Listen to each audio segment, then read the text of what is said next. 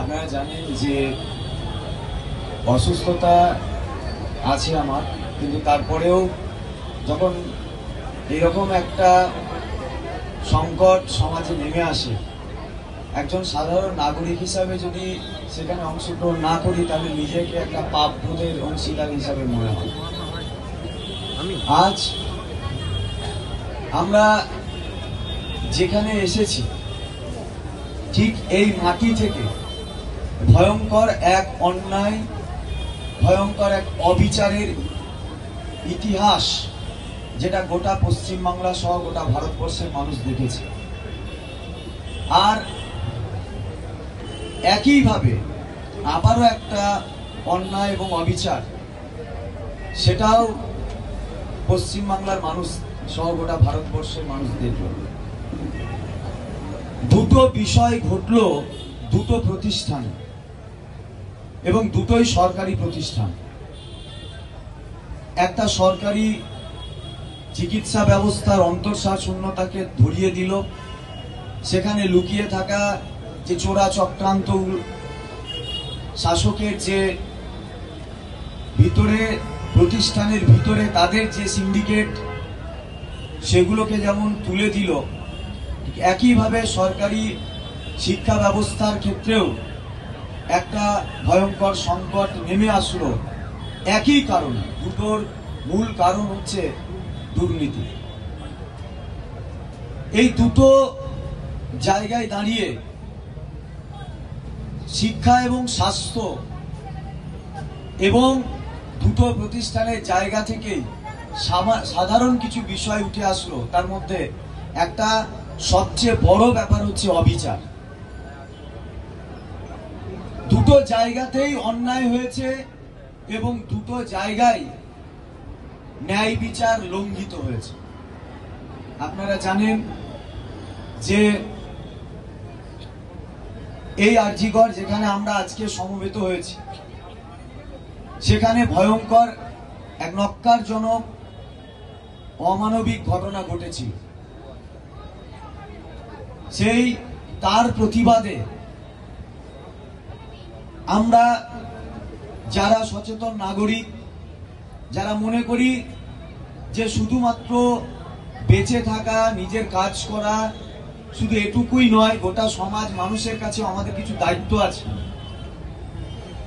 যে কোনো রকম অন্যায় বা অবিচারের বিরুদ্ধে যদি আমরা না বলি, তাহলে নিজেকে মানুষ বলে ভাবতে নিজের লজ্জাবোধ হয়। সেই সব মানুষরা রাস্তায় নেমেছিল। তো সেই জায়গায় দাঁড়িয়ে যে আন্দোলন শুরু হয়েছিল, সবাই তো আর এগিয়ে আসতে পারে না, কিছুজন সামনে থাকে আর কিছুজন তাদেরকে সামনে রেখে পিছনে মিছিলে অংশগ্রহণ করে, গুরুত্বপূর্ণ।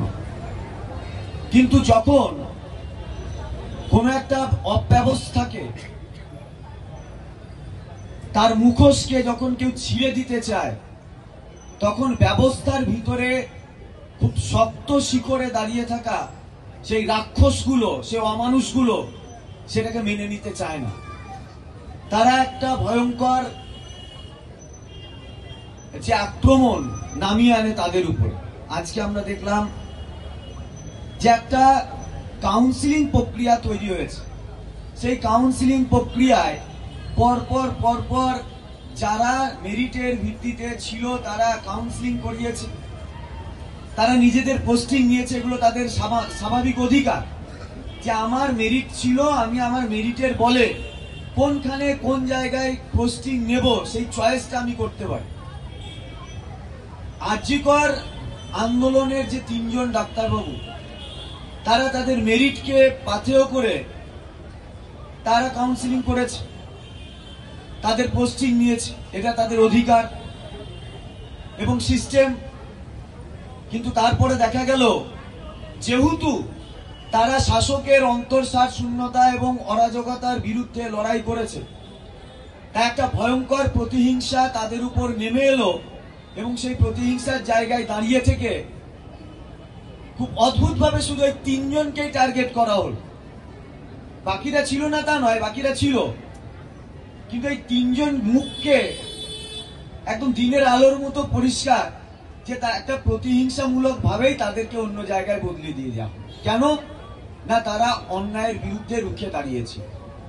একইভাবে দুর্নীতির কারণে যখন একটা আন্দোলন হলো, মানে চাকরি গেল, একটা অদ্ভুত ধরনের বিচার ব্যবস্থার যে বিচার বিভাগীয় অসঙ্গতি, বিচার ব্যবস্থার যে একটা অন্তঃসার শূন্যতা, সেখানেও যে আমরা বিচার পাচ্ছি না সঠিকভাবে, সেটা বলতে দোষ নেই। বিচার বিভাগ কখনো সমালোচনার উঠে যাবে, এটা হবে না। এবং বিচার বিভাগ অন্যায়ভাবে একটা বিচার করে দিয়ে যাবে আর সেটার বিরুদ্ধে কোনো কথা বলা যাবে না, এটা অন্তত আমরা মনে করি না যাদের বিরুদ্ধে অন্যায় হয়েছে।